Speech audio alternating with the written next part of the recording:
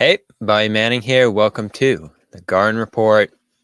Hours from Heat Bulls, the final East Play-in tournament game that's going to decide who the Celtics are playing round one. And of course, I'm hedging my bets on the Miami Heat, a fourth meeting between these two teams potentially here, going back to 2020.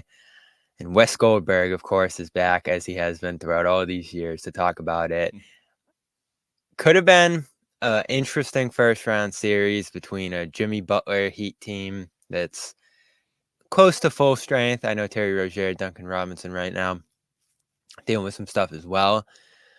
But then he goes down in that Sixers game. And they even had a big lead in that game in the first half and into the second. They squander it. Butler done for multiple weeks now. Probably going to miss that entire first round series if they make it there, but they have to get through Chicago without him first. Tough. There would have been some real juice for that Celtics Heat series, similar to that Nets Celtics series a couple of years ago I compared it to. So where the Heat stand, Wes? Are they done, or can they make it without him? They can make it to the playoffs without Jimmy. I mean, anything can happen tonight against the Bulls, and that has nothing to do with the Bulls. It's just we just saw Nick Batum go off for 20 points Right. against the Heat on Wednesday night, and a guy who was averaging 5 points a game during the regular season, and that's sort of what tilted that game, and it's why the Heat are, not getting ready to play the Knicks in the first round instead.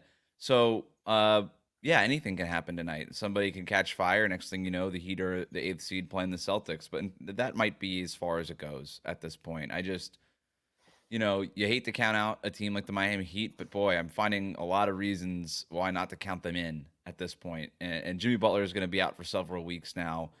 And part of the formula of the Heat's success in the postseason, regardless of whatever seed they were, was great defense, great coaching, timely 3-point shooting, and at the top of the list, probably is Jimmy Butler morphing into playoff Jimmy. And if he's not there to do that, then that is a huge part of the formula that is missing. And you combine that with the fact that the Boston Celtics are just completely, ramped up versus the versions that the Heat have faced in the playoffs in the past. This is by far the best Celtics team that they've had.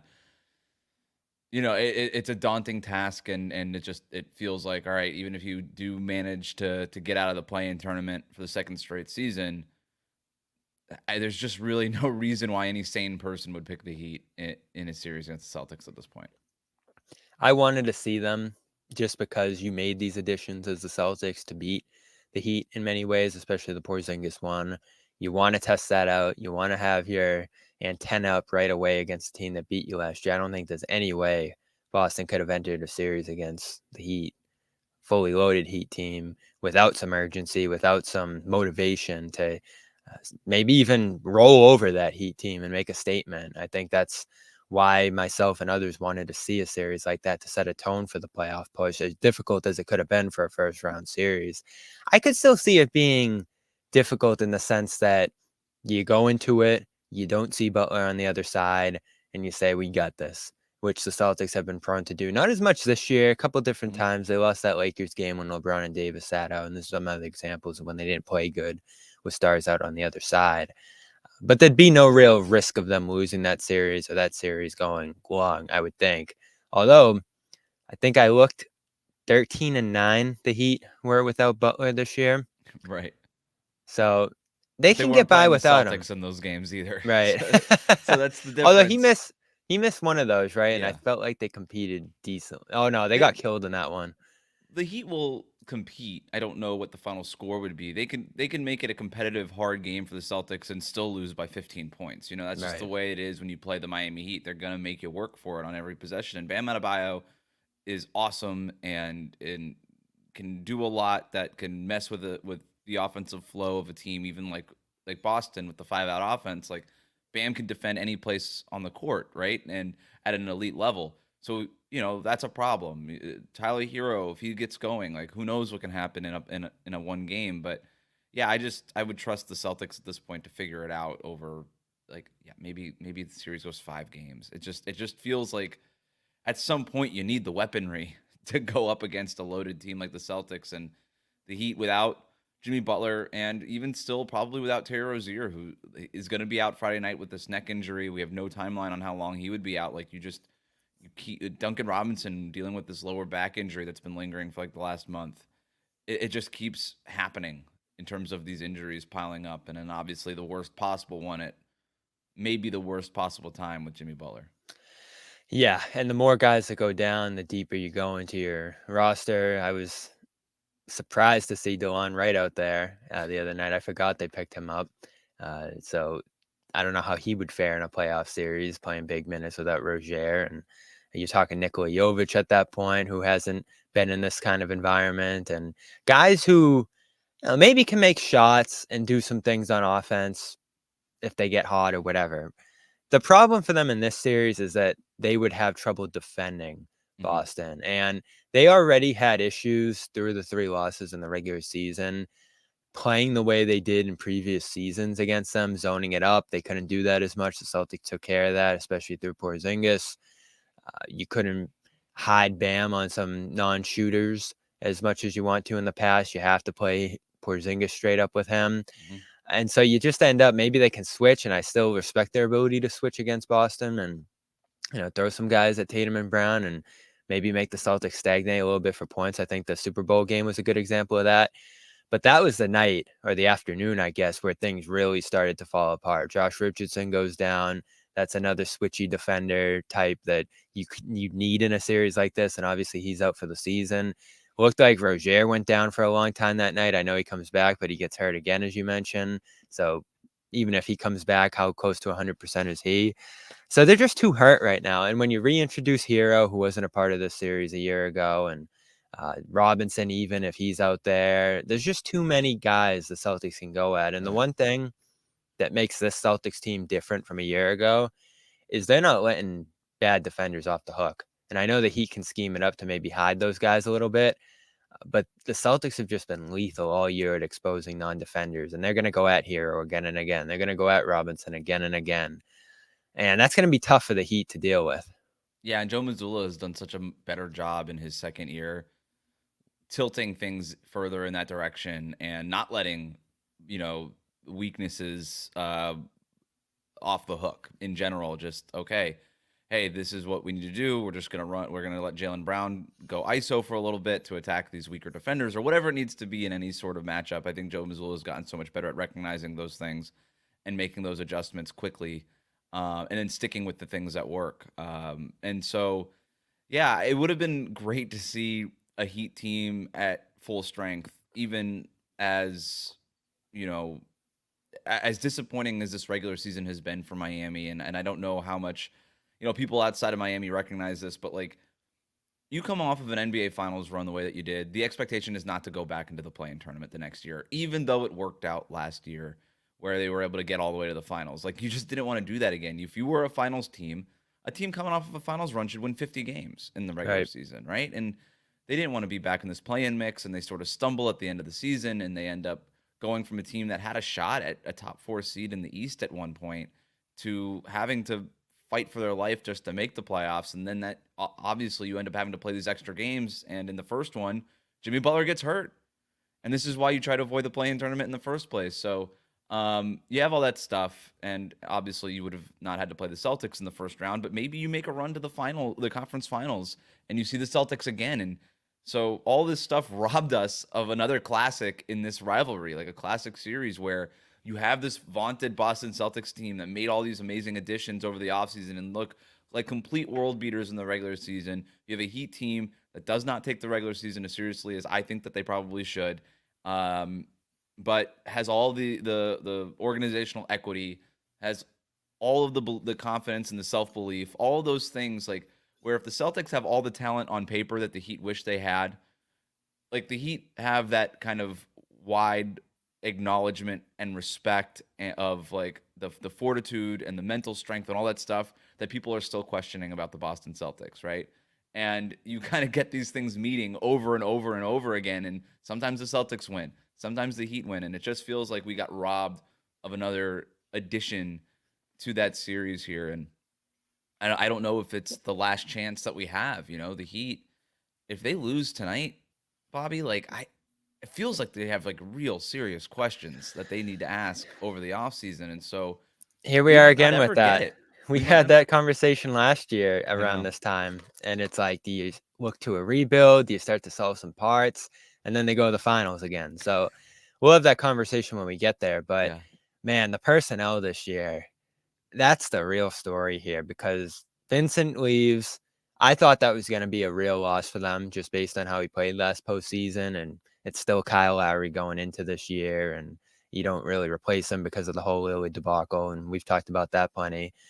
Max Strus, that one ended up being a real loss. Yeah, he goes to Cleveland. I thought he had a pretty good year. He's a guy who was a pretty steady constant on that Heat perimeter and Mm-hmm. could defend a little bit and hit shots and just tortured the Celtics at different points in those last couple playoff series. So no one really emerges in his place. And then you go on and get Terry Rozier, who I thought would be a little bit of a better fit than he was here. I know he's not the most efficient player offensively. Defensively, he has quick hands and stuff, but isn't a real physical defender.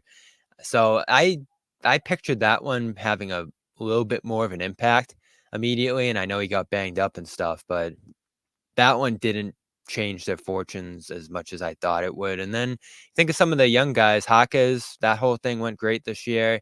Jovic still feels like he has a little bit more of a learning curve to go there. So I know everybody looks at the Heat and is like, oh, they can just fill these spots with whoever and have it be fine. That didn't end up being the case this year.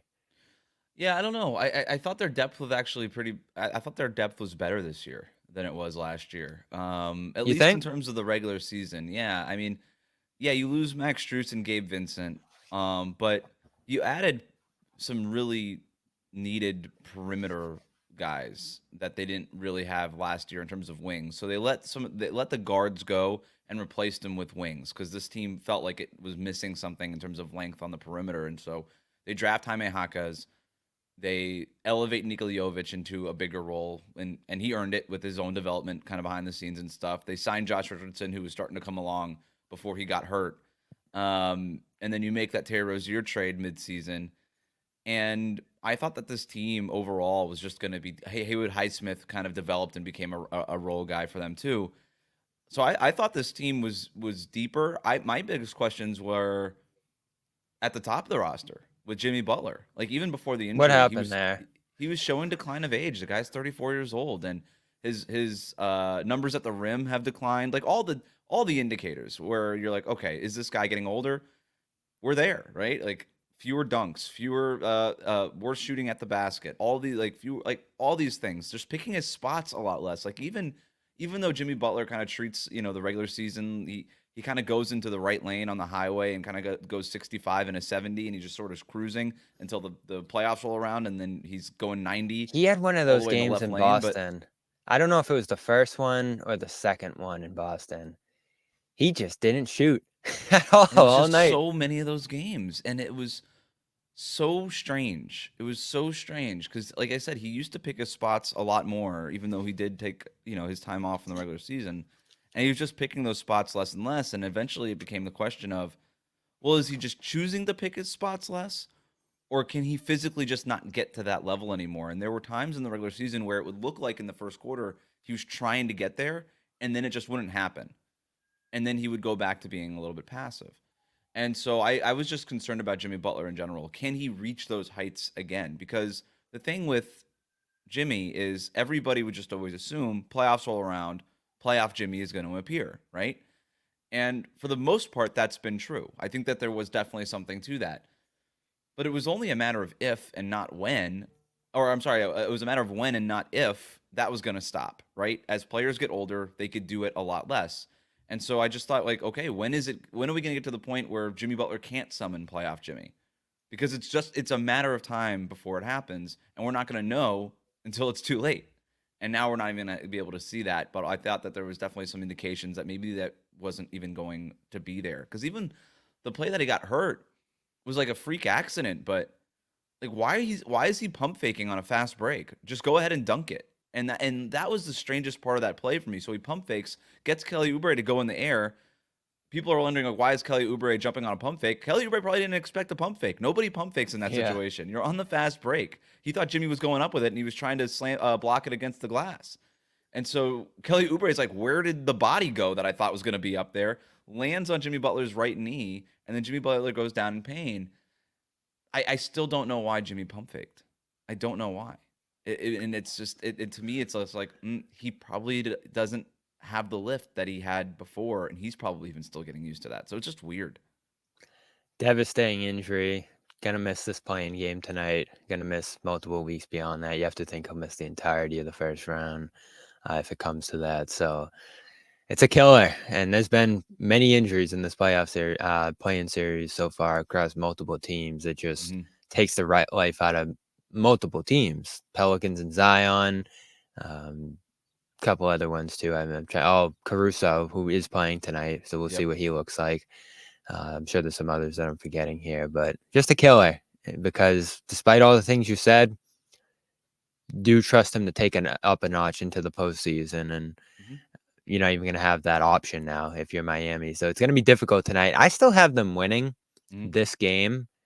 I just think they have enough to get by. You can do some of the hero Bam stuff. You can do some other things offensively to try to make up for that. Again, it's not like Butler's taking a million shots. The shots would go around to other guys, and you would have had a facilitator in Rozier. So that's the real killer, right? Is that Rozier's going to be out. Robinson at go tonight, you think, or kind of up in the air? I have no idea. I would bet probably not. I just think that the Heat will probably just say, you know what? Just because this lower back has been such a problem for him, that they'll probably say, like, look, if we get into the playoffs, we'll play him then. If not, we're not going to throw him out there in a play-in game and risk it. And then he's got to deal with that over the summer. I just don't think that they'll do it. But who knows? Maybe it's the fourth quarter and they're down 12 and they say, hey, we need a miracle. Duncan Robinson, go out there and make three-pointers for us in a couple of minutes or something like that. But no, I think the Heat have enough to win the game tonight. This is a really good matchup for Bam.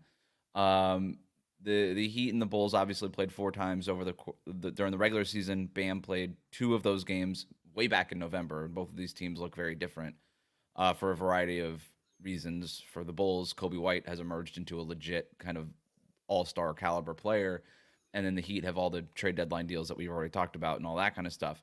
But this is still a really good matchup for Bam. In those 2 games in November, he averaged 23.5 points on like 60% shooting.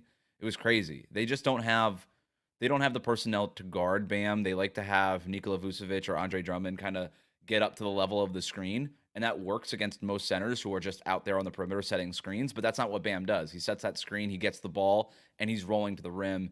He's obviously super athletic, and he just blows by those guys. And there's just time and time again, pick and roll, run right by Vucevic. Have cut behind Andre Drummond. He's got the lob at the rim. Heck, the Heat, without Jimmy Butler, they could just have Bam ISO, clear out, let him ISO on one side. Bam can go to work on either of those centers and just blow by him. So I think this could be a really big Bam Adebayo game. And if he has that kind of game, if he's the best player on the floor tonight, yeah, he can definitely win this game. I'm not ruling that out even a little bit. It's always a toss-up. You never know how it's going to go. Heat looked like they were going to win that last game against Philly with the great first half, zoning it up and all of that, and went the other way in the second half. Or Ayo Dosunmu can just make 7 3-pointers in this game, and then the Bulls are playing the Celtics in the first round. Like, that's just the weird part of the play-in tournament. Yeah. Yeah. A year ago, it looked like the Heat were going to advance to play the Celtics in the first round, and then they end up losing that Hawks game and having to go all the way to the East Finals to do it. So no telling. Of course, our great partner here, PrizePicks, makes it a little more fun to watch some of these games. Our daily fantasy sports partner. You can check them out with the promo code CLNS. Get a 100% matching bonus up to $100. Just pick 2 players or more. I believe up to 6. Pick more or less on their stat projections and win. It's that easy. PrizePicks.com /CLNS. Use that promo code CLNS. Fun night to do it. It's going to be Heat Bulls and Kings Pelicans. So we'll see who moves on to those 1-seed series. Of course, whoever wins this Heat Bulls game is going to play the Celtics here. As I said, I still feel like the Celtics could have a few slip-ups against the Heat, probably 2 max in a series without Butler. Uh, but I'm going to respect them coming in no matter who they're putting out there just because of the coaching, the defense. They had the number one defense in the league, final 10 games of the regular season, Miami Mm-hmm. did. So they can still scheme that up. And man, they look devastating on that stretch where they were zoning it up against Philly. What'd they force? 13 first half turnovers? Yeah. Crazy. So I don't think you can go into that series and expect to walk all over them. The Bulls, I know they got some good players. I know that they can win some games in crunch time, and they've played the Celtics tough at different points. I feel like that would be a sweep for Boston. 27th defensive rating the Bulls have since the All-Star break. They Yeah, ain't. I mean, they're just going to go at White again and again and again and just blow through them. Yeah, that could get ugly, that series for So Chicago. I'm still hoping it's Miami because I want to see a better series. It's going to be interesting now for the Celtics, West. They got one of these two teams first round. They got a fading Cavs team / young Magic team in the second round. So there's a real path for them here to roll potentially if they play their potential. And this has been a lot of the conversation around the Celtics as we try to figure out which of the four teams are going to play and now which of the two teams are going to play. It shouldn't matter. If they play like they do there in the regular season, they were levels above even some of the better teams in the league, never mind some of these middling teams here. So I know a lot of old habits and old fears will creep in here as we preview these series, and I think you do have to account for those, the mentality, as you mentioned. But if they play like they did even 80% of that, 90% of that in this series at the very least, Yeah. we're very well talking about a sweep in either one of them. I know it's tough to sweep these days, but 5 max against either of these teams. Yeah, it feels like everything sort of broke right for the Celtics at the right time. You've got Joel Embiid, even after he comes back, another little tweak, I and think then and avoiding them he's was so hobbled. key. Yeah. And so we don't even know if Embiid will ever look even 75% of what he was before the injury, based on some of what's going on with him. Giannis going down, TBD on that, but it just feels like every one of these teams is banged up in a bad way. Obviously, Jimmy Butler going down, so the Celtics are not only the best team during the regular season, they're the healthiest team in the Eastern Conference too. And it just feels like, okay, you're the most talented team, you have the most wins, you got home court advantage, you're also the healthiest team at the right time. There's no reason why they shouldn't roll through the Eastern Conference.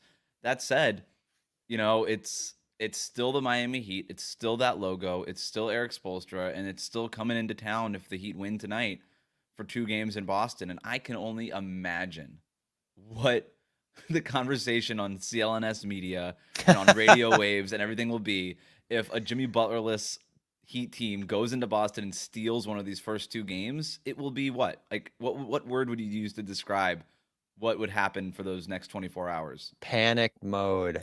I was already anticipating it with Butler coming in and that series, especially where the Celtics have just been sitting around for 2 weeks. They haven't had anything to play for in half a month here. So they've been resting.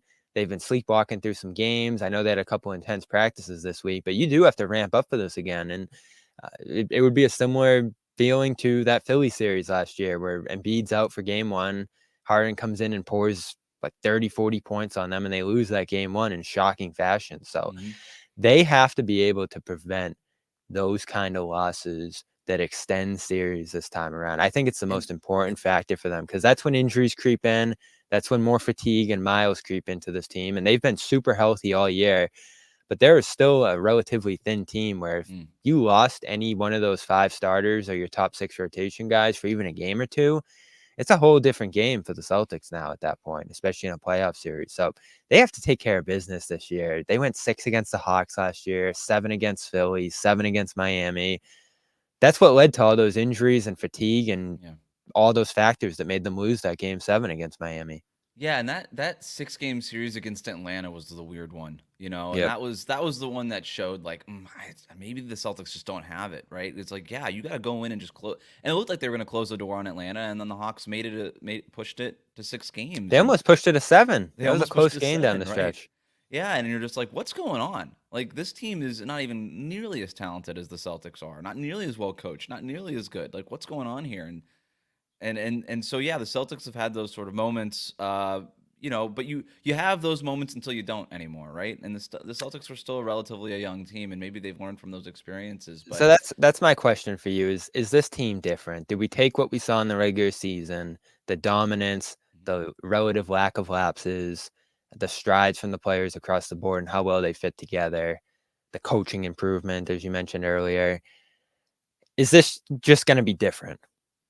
Because I wouldn't be surprised at all if it's just a whole different ball game Yeah. this playoff run, and they roll through the East, and it's going to be them in Denver, and we'll see who proves to be the more talented player at the top of those rosters at that point.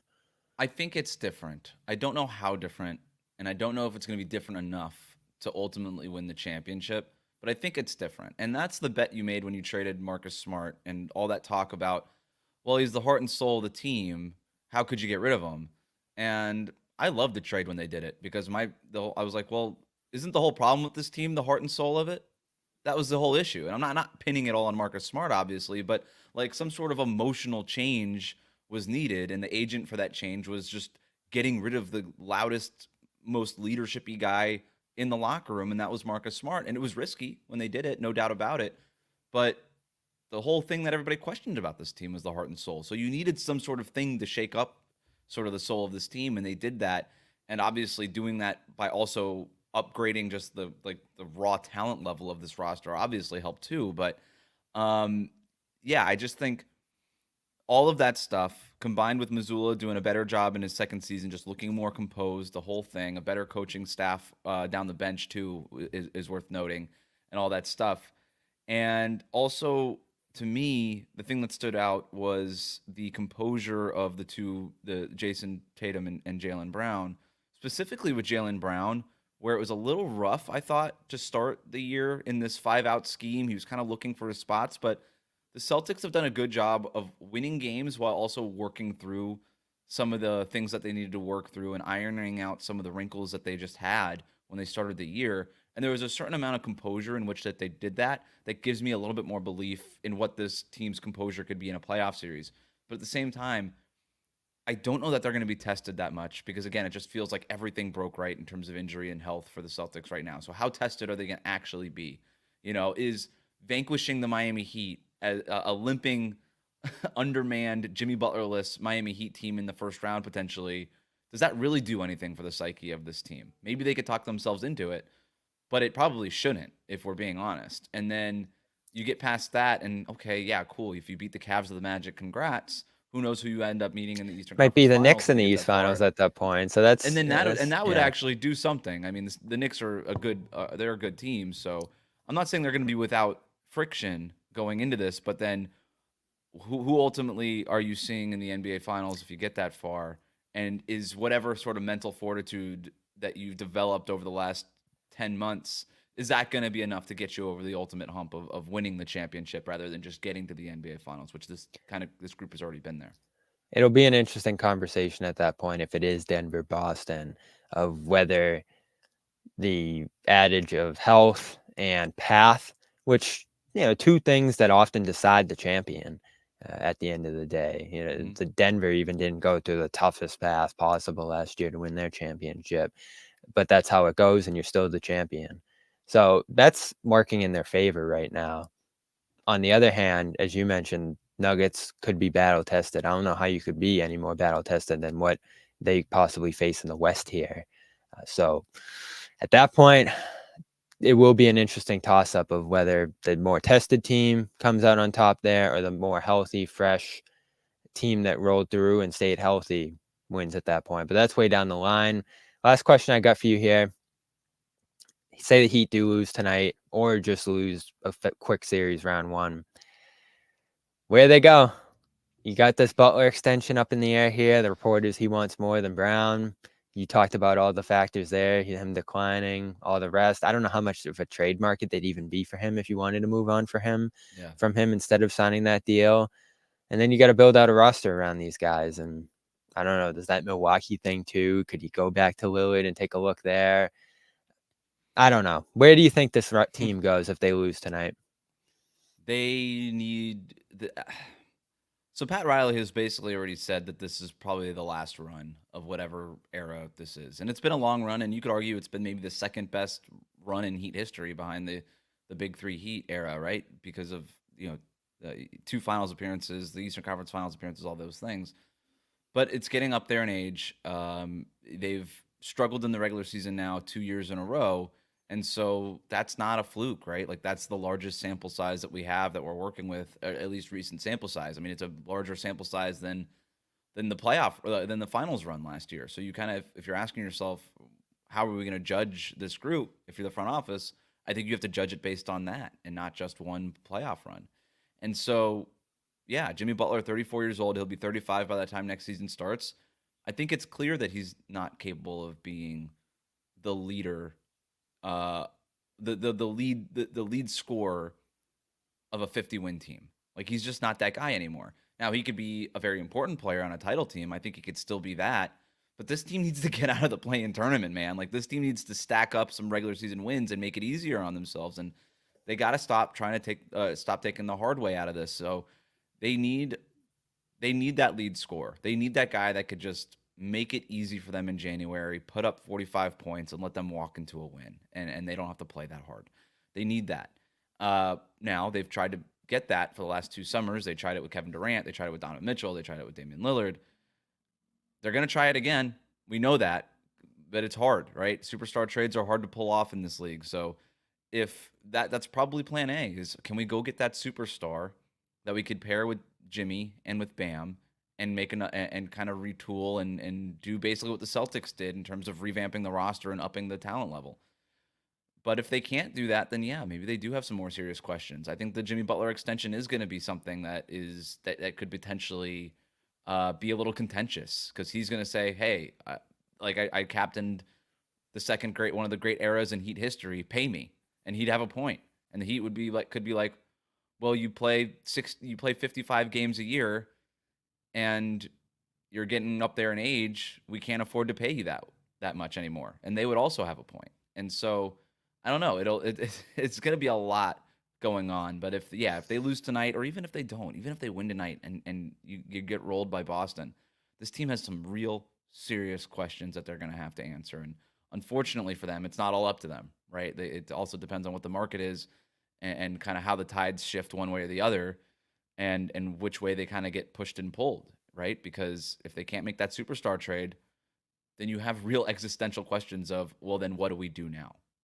So it's going to be tough.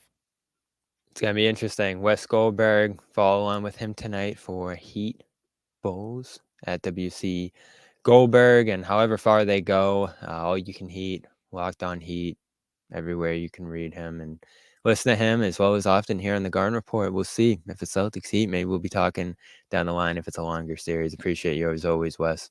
Thanks for having me, man.